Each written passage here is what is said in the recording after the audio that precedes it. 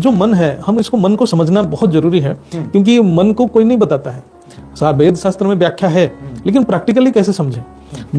हर बार अपने आप को प्रश्न कीजिए, क्या मन, आत्मा के बिना मन का कोई अस्तित्व है? नहीं है।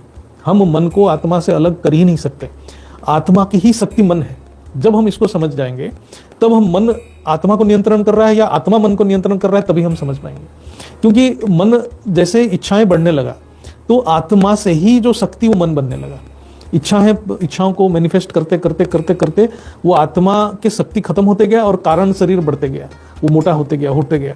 तो मन जो है, जब जैसे धीरे धीरे मनुष्य शरीर में आने लगा, आत्मा शरीर में आने लगा, तब आत्मा को मन कंट्रोल करने लग गया। जब यही मनुष्य, मतलब जब अपने शरीर को त्यागता है, फिर अपने सूक्ष्म शरीर को भी प्यूरिफाई करता है, तभी आत्मा का कंट्रोल मन के ऊपर आता है।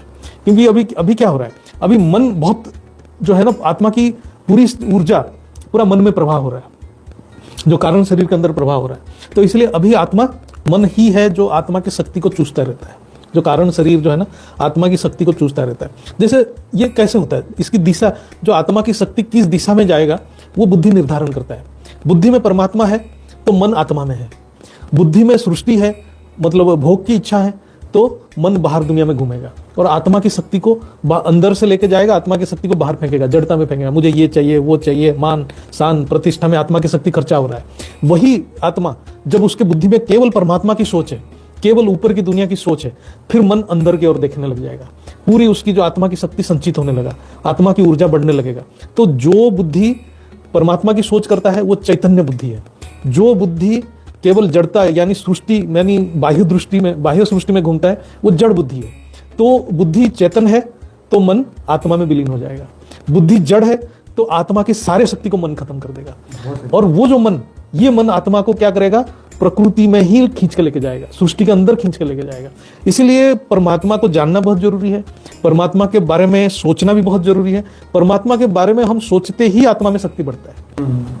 तो ये बहुत सही है कि मन आत्मा पे भारी क्यों पड़ रहा है, क्योंकि हमने मन की प्रैक्टिस करी है। हम आत्मा को जानते नहीं है, आत्मा को जगाने का प्रयत्न नहीं किया। हमने आत्मा के बारे में ना ढूंढा, ना सोचा, ना समझा।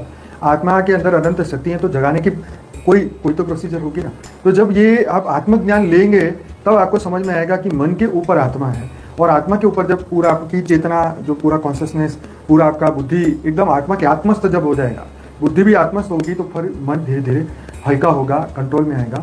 और ज़्यादातर लोग जो है आत्मा के विषय में या ज्ञान के विषय में, आत्मज्ञान, ब्रह्म ज्ञान में अपने उदासीन है, मतलब उनको कोई इंटरेस्ट नहीं है। इसकी वजह से जो है वो मन के ऊपर ही फोकस लगाए हैं, और मन को खुश करने के लिए, शरीर को खुश करने के